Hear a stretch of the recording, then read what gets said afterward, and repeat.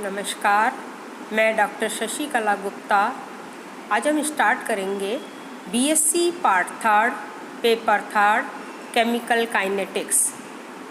सबसे पहले हम देखते हैं केमिकल काइनेटिक्स क्या होता है, या जिसे हम रासायनिक बल गतिकी कहते हैं।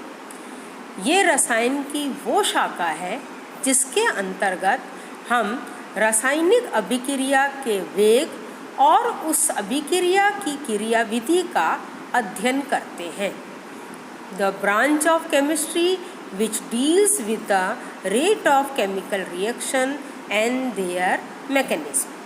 सबसे पहले हम देखते हैं अभिक्रिया का वेग या rate of reaction. The rate of change of concentration of a reactant or product per unit time is known as rate of reaction।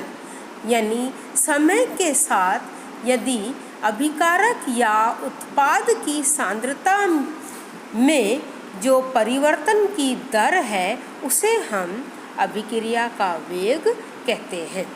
तो अभिक्रिया में अभिकारक की सांद्रता घटती है और उत्पाद की सांद्रता समय के साथ बढ़ती जाती है। जैसा कि आप यहाँ इस ग्राफ में देख रहे हैं कि जो हमने ये ग्राफ प्लॉट किया है वो कंसंट्रेशन वर्सेस टाइम प्लॉट किया है, और इस ग्राफ में आप देख रहे हैं कि रिएक्टेंट की कंसंट्रेशन कंटिन्यू डिक्रीज हो रही है और प्रोडक्ट की कंसंट्रेशन कंटिन्यूसली बढ़ रही है। तो इस तरह से हम मान लो एक रिएक्शन लेते हैं कि A + B = C + D। तो इसके लिए हम जो जनरल रेट ऑफ रिएक्शन लिखेंगे, तो rate of reaction is equal to decrease in concentration of reactant per unit time, या हम इसको इस तरह से भी लिख सकते हैं increase in concentration of product पर यूनिट टाइम। अब हम A, B, C, D के रेस्पेक्ट में अलग अलग रेट लिखते हैं। तो A के रेस्पेक्ट में रेट ऑफ रिएक्शन होगी इज इक्वल टू -dCA/dt, और B के रेस्पेक्ट में -dCB/dt, C के रेस्पेक्ट में +dCC/dt, और D की रेस्पेक्ट में +dCD/dt।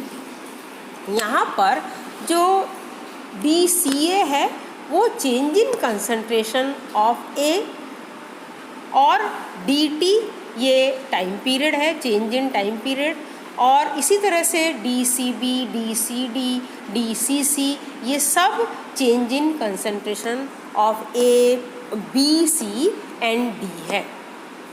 तो जिनकी कंसंट्रेशन डिक्रीज़ होती है उसके लिए हम माइनस साइन लगाते हैं, और जिसकी कंसंट्रेशन इंक्रीज़ होती है उसके लिए हम प्लस साइन लगाते हैं। अब हम एक रिएक्शन कंसिडर करते हैं A + 2B = C + 3D।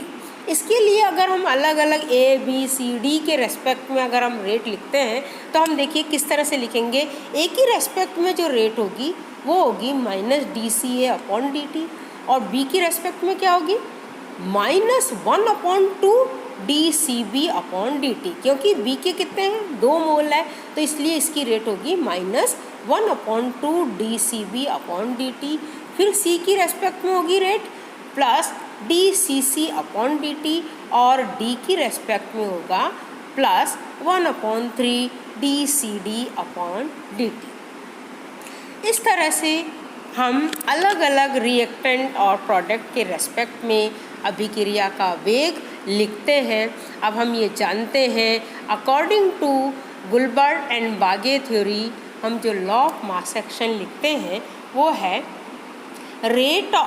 Law of mass action के अकॉर्डिंग जो रेट ऑफ रिएक्शन है is directly proportional to concentration of reactant. तो जैसे ये रिएक्शन है A + B = C + D, तो उसके लिए जो हमने रेट ऑफ रिएक्शन लिखी वो है -dC/dt is directly proportional to CA × CB, या -dC/dt is equal to K/CA/CB। K यहाँ पर K क्या है, प्रोपोर्शनलिटी कांस्टेंट है जिसको हम रेट कांस्टेंट कहते हैं, या हम स्पेसिफिक रेट कांस्टेंट कहते हैं। अब हम इस रिएक्शन को जनरलाइज कर लेते हैं कि suppose A mole of A plus B mole of B plus C mole of C and D mole of D, इतने सारे रिएक्टेंट जो है वो प्रोडक्ट में कन्वर्ट होते हैं। तो उसके लिए हम जो रेट लिखेंगे वो है minus dx upon dt is equal to K concentration of A की power A, concentration of B की power small b, concentration of C की power small c and so on. तो इस इक्वेशन को हम कहते हैं रेट लॉ। ये ध्यान दीजिए, इस अभिक्रिया को हमने क्या कहा, वेग नियम, इसको नाम दिया। और इसके लिए अगर हमारे रिएक्टेंट की कंसंट्रेशन यूनिटी है तो उस कंडीशन में जो रेट ऑफ रिएक्शन है वो स्पेसिफिक रिएक्शन रेट के इक्वल हो जाएगा, जैसा कि आप यहाँ पर देख रहे हैं minus dx upon dt is equal to K हो जाएगा। अब हम देखते हैं unit and dimension of rate constant. तो देखिए रिएक्शन रेट की यूनिट क्या है, हम पहले रिएक्शन रेट की यूनिट लिखते हैं। आप ये जानते हैं कि reaction rate is equal to concentration of time, और कंसंट्रेशन की यूनिट है मोल पर लीटर, और टाइम को हमने पर सेकंड लिख दिया। तो रेट ऑफ रिएक्शन की यूनिट हो गई mole litre inverse second inverse हो गया, ठीक है। और जैसा कि हमने ऊपर रेट लॉ लिखा dx upon dt is equal to K concentration of A की power A, concentration of B की power B and so on. तो हम K की यूनिट को कैलकुलेट कर सकते हैं। देखिए रिएक्टेंट की यूनिट हम यहाँ पर लिखेंगे, रेट की यूनिट हम यहाँ लिखेंगे mole per litre into 1 upon second is equal to K. A की क्या है, मोल पर लीटर की power A, mole per litre की B की है मोल पर लीटर की पावर B। तो हम जो K लिखेंगे K इज़ इक्वल टू, हमने इधर इसको भी शिफ्ट कर दिया और इस तरह से हम लिख सकते हैं K is equal to mole per litre, है ना, मल्टीप्लाइड बाय, इसको हमने रिवर्स कर दिया तो ये हो गया लीटर प्लस मोल, क्योंकि ये जब इधर शिफ्ट हो गया तो litre plus mole A plus B plus C and so on into second inverse, और इस तरह से हमने इसको लीटर प्लस पर मोल लिख दिया। तो K is equal to litre plus per mole A plus B plus C and so on -1 second inverse, और A plus B plus C is equal to N के बराबर है, यानी ऑर्डर ऑफ रिएक्शन के इक्वल है। इसलिए K is equal to litre plus per mole N-1, यानी लीटर पर मोल की पावर N-1 सेकेंड इनवर्स, ये हमारे पास K आ गया। तो N क्या है, ऑर्डर ऑफ रिएक्शन। अगर हमारी अभिक्रिया की जो कोटि है वो अगर 0 है, अगर n इज इक्वल टू 0 है, तो अगर हमने यहाँ पर 0 पुट किया n की जगह, तो 0 पुट कर दिया, तो हमारी जो अभिक्रिया जो यहाँ पर 0 आ गया, तो ये क्या हो जाएगा, लीटर पर मोल 0-1 सेकेंड इनवर्स, यानी K इज इक्वल टू क्या हो जाएगा, मोल लीटर इनवर्स सेकेंड इनवर्स, ये इसकी यूनिट हो जाएगी। और अगर फर्स्ट ऑर्डर रिएक्शन है तो n is equal to 1 put कर दिया, तो ये हो गया K, इसकी यूनिट क्या हो गई, सेकेंड इनवर्स।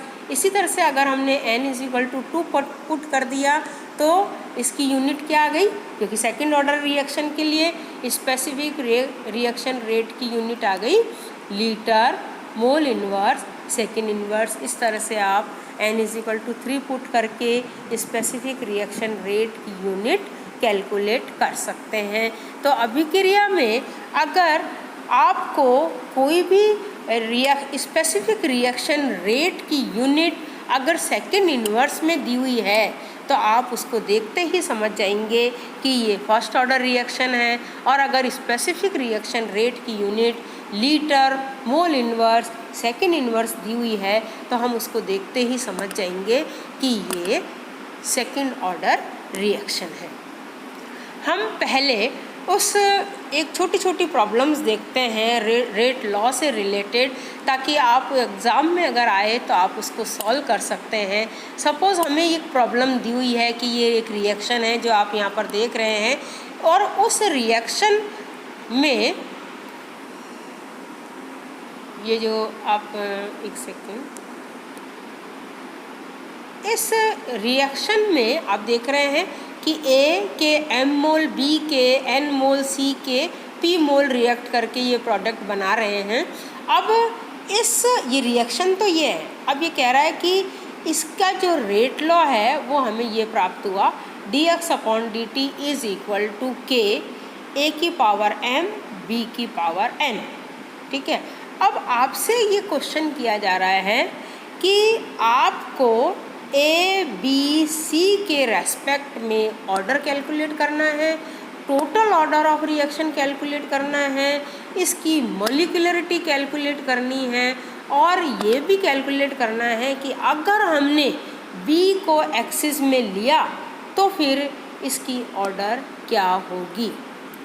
ये क्वेश्चन है। ठीक है, तो देखिए सबसे पहले हम देखते हैं कि हमें रेट लॉ को ध्यान में रखना है कि हमें रेट लॉ ये दिया हुआ है, इसका मतलब एक ही रेस्पेक्ट में जो हमारा ऑर्डर होगा वो स्मॉल m होगा। आंसर क्या होगा, ए की रेस्पेक्ट में ऑर्डर स्मॉल m है, बी की रेस्पेक्ट में ऑर्डर स्मॉल n है, और सी की रेस्पेक्ट में ऑर्डर 0 है, 0 है। ठीक है, क्योंकि उसका लिख नहीं रखा रेट लॉ में, इसका मतलब सी की रेस्पेक्ट में ऑर्डर 0 है, और टोटल ऑर्डर ऑफ रिएक्शन हमारा क्या होगा, m + n। ठीक है, और अगर अब इसमें ये भी लिखा गया है कि मॉलिक्यूलरिटी क्या होगी, तो मॉलिक्यूलरिटी क्या होती है कि जितने भी रिएक्टेंट पार्टिसिपेट करते हैं रिएक्शन में, उनके जो मोल्स होते हैं वो सारे उनके मॉलिक्यूलरिटी होती है। तो यहाँ पर इसकी मॉलिक्यूलरिटी क्या होगी, m + n + p, ये इसकी मॉलिक्यूलरिटी होगी। अब हमें क्या प्रॉब्लम दी हुई है कि अगर हमने B को एक्सिस में ले लिया, तो जब हमने B को एक्सिस में ले लिया यानी ये भी 0 हो गया, तो अभिक्रिया की ऑर्डर क्या रह जाएगी, केवल A की रेस्पेक्ट में ऑर्डर रह जाएगी, और वो है m। तो अभिक्रिया का वेग जो ऑर्डर होगा वो m होगा। ठीक है, अब देखिए यहाँ पर देखो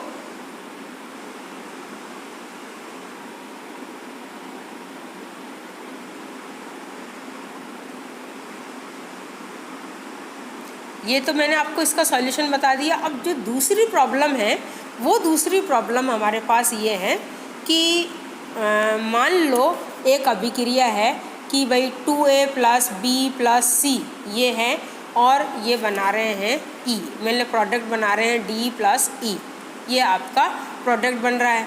ठीक है, अब आपसे ये क्वेश्चन किया गया कि ये A की रेस्पेक्ट में फर्स्ट ऑर्डर है, और B की रेस्पेक्ट में इसका सेकंड ऑर्डर है, C की रेस्पेक्ट में इसका 0 है। ठीक है, तो अब आपको इसकी अभिक्रिया का वेग लिखना है।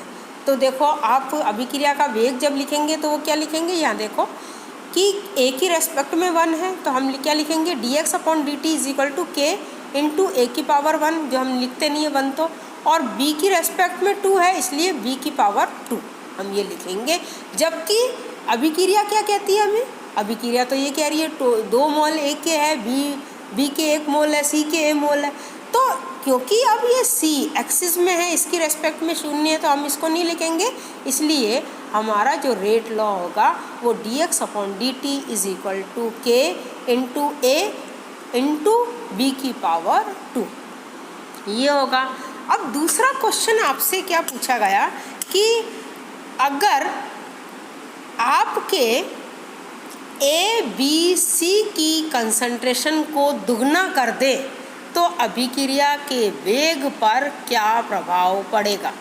तो आप देखिए हमने वापस से वो अभिक्रिया लिखी कि भाई हमने इन सब की ये जो रेट लॉ लिखा, हमने जो हमारा निकल के आया ये रेट लॉ ये एज इट इज़ लिख दिया, और फिर अब हमने सबकी कंसंट्रेशन को डबल कर दिया। ये देखो 2a × 2b की पावर 2 और 2c की पावर 0, तो 2c की पावर 0 1 हो जाएगी, और अब हमारे पास क्या रहा 2, ये जो इक्वेशन है वो हमारी क्या रही 2a × 4 × b की पावर 2, यानी ये इसको जब हम सॉल्व करेंगे तो हमारे पास सॉल्यूशन आएगा 8k, एक concentration of A multiplied by concentration of B की पावर 2।